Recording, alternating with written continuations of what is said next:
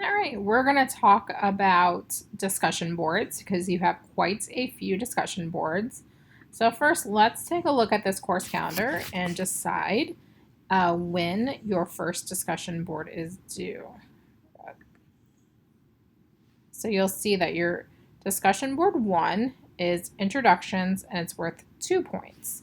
So, if I scroll down here to my course calendar, week 1, the first day of class, it says discussion board, introductions, initial post, meaning you're going to write your piece. And then by Friday, you're going to respond to peers. And when we look at the rubric for this, it's going to make more sense. Okay. So let me really quickly show you where that is on your Blackboard shell. So you can get to the 2 ways. You can either click here, discussions, and it'll take you to your discussion boards. Or if I go back to my little tabs here, you're going to see discussion boards 1 through 10. And here's discussion board 1.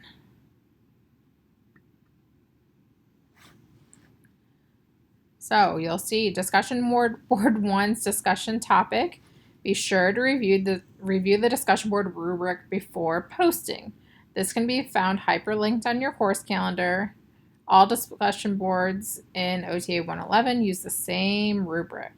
Okay, so let's take a look at that rubric. So right here, it's in blue, right? The blue is things you can click on.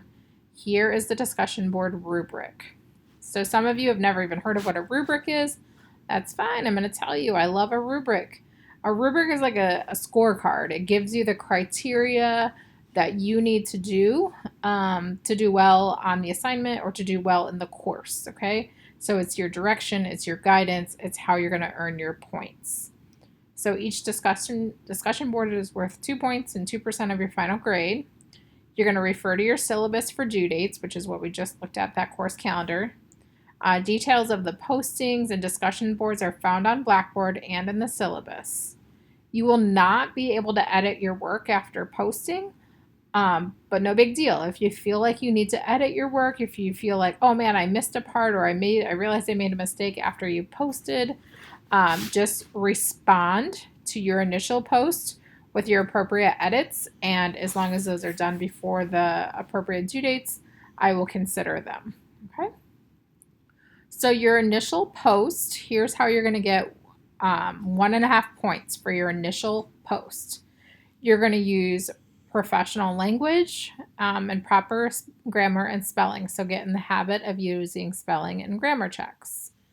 You're going to use a proper greeting to other persons and a proper sign off with credentials. So a proper greeting is, hey classmates, hey SOTAs, hey teammates, whatever you want to call your class. And a proper sign off is your name and then S/OTA. That is your new credential.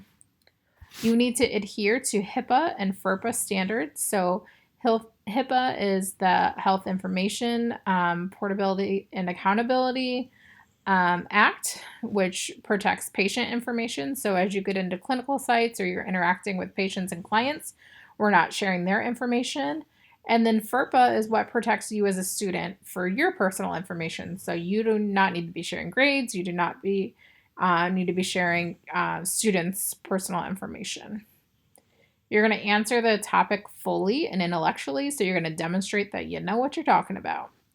And then you're going to allow for dialogue and collaboration between your peers, the other students, relevant to the topic. So if the topic is, I don't know,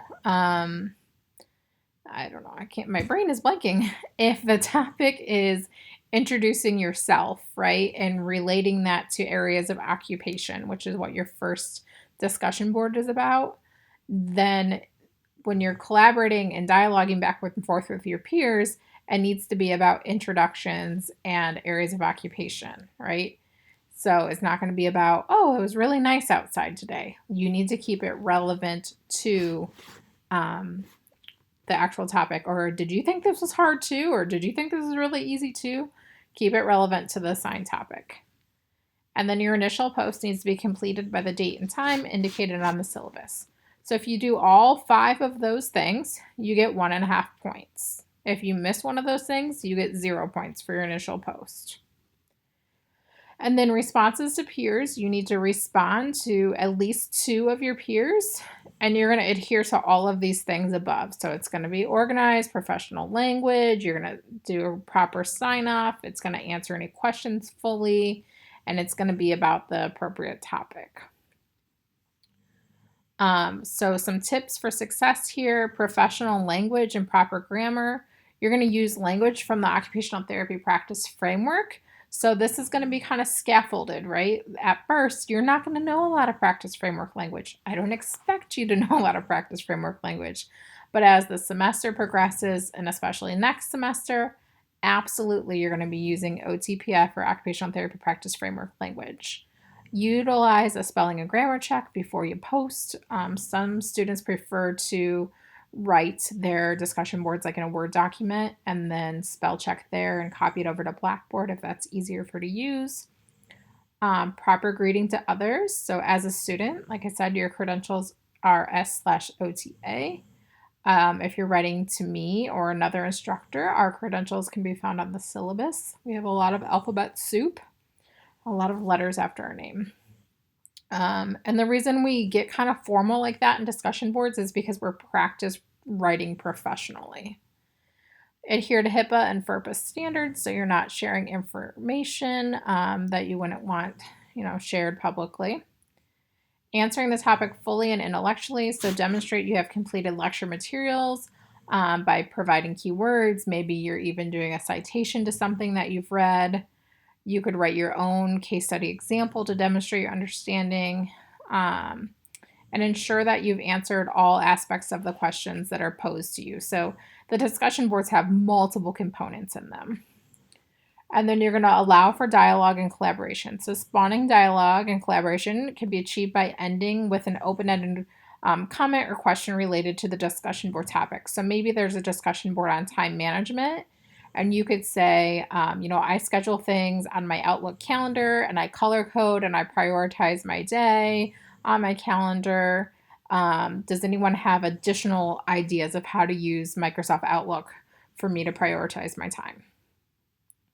Ensure that the collaboration is in regard to the topic of the discussion board. So again, I'll use the example of time management. So asking the question that I just said about which ways do you guys use Microsoft Outlook calendar, instead of saying what movie are you guys going to this weekend, right? That's not relevant to the discussion board.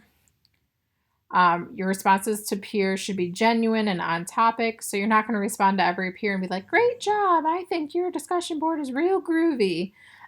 Because that's not what occupational therapy assistants do every day, right? We have to have hard conversations sometimes. We have to give patients and our colleagues feedback. So this is an opportunity for you to start exercising that muscle of giving feedback.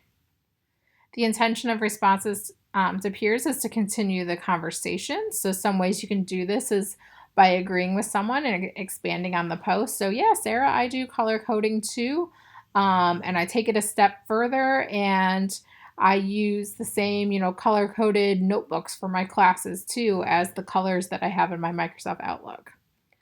Agreeing with someone and expanding on the post. So yes, but. So yeah, I do color coding, but that doesn't always work for me. So I also do this other system too. Respectfully disagreeing. So nope, color coding doesn't work at all for me because I'm colorblind. So this is the other system that I use.